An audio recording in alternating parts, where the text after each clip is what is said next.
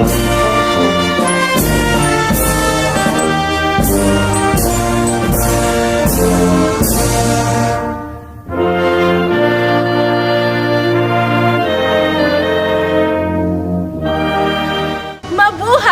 Kamusta?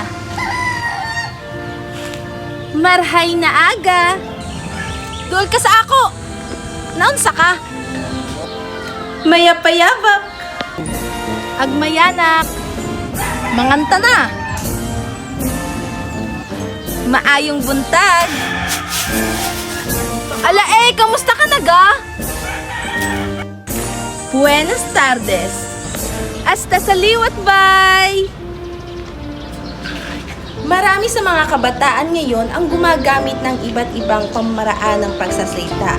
Dahil dito, maaari nilang makalimutan ang tamang paggamit sa wikang Pilipino.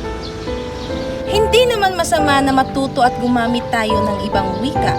Datapwat na ipapakita lang natin na ang Pilipino ay may angking talino at pag-iisip. Ang salitang Ingles o English ay kilala bilang pangalawang opisyal na salita dito sa Pilipinas. Ito ay nagsimula dahil sa pagsakop o kolonyalismo ng Amerika sa Pilipinas. Wikang nakatulong sa pakikipagkomunikasyon sa iba't ibang transaksyon at pangangalakan kahit nung unang mga panahon pa man.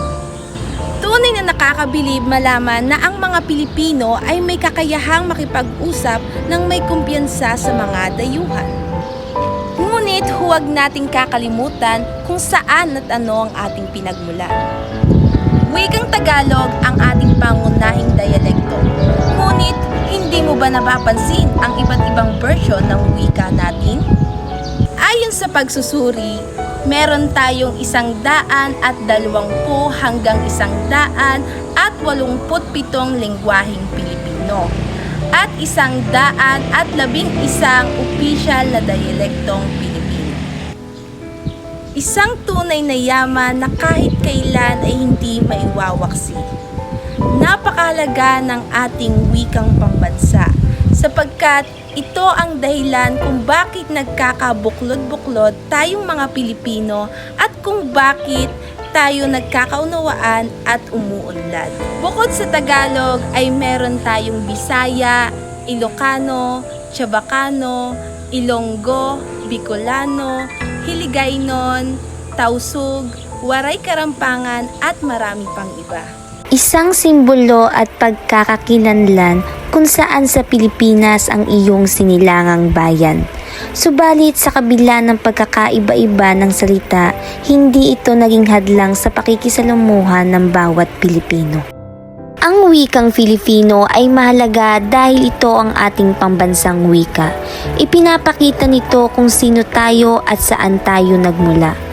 Sa paggamit ng Filipino, na ipapahayag natin ang ating mga damdamin, ideya at kultura sa paraang mas malapit sa ating puso. Hindi ba't mas masarap sa pakiramdam na magkwento at makinig ng mga kwento sa wika na talagang naiintindihan at nararamdaman natin? Marahil marami sa inyo ang mas komportable sa paggamit ng Ingles dahil ito ang wika na madalas nating marinig sa internet, social media at iba pang media. Alam niyo ba kung gaano kahalaga ang wikang Pilipino sa ating buhay? Ang ating sariling wika ay hindi lamang isang simbolo ng pagkakakilanlan bilang isang bansa, kundi isa ring mahalagang kasangkapan sa ating pag-unlad bilang mga Pilipino. Sa larangan ng edukasyon, malaking tulong ang wikang Pilipino. Mas madali nating nauunawaan ang mga aralin kaya't sa pamamagitan nito, nagkakaroon tayo ng mas matibay na pundasyon sa iba't ibang asignatura.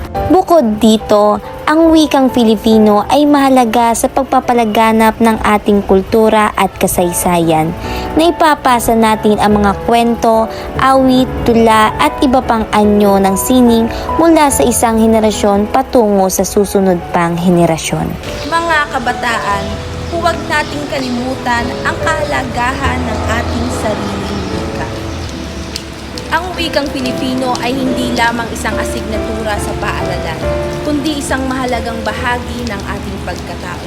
Kaya't ating palaganapin, palakasin at paunlarin ang wikang Pilipino dahil ito ay isang mahalagang hakbang tungo sa pagbuo ng isang makabago, maunlad at makatarungang lipunan.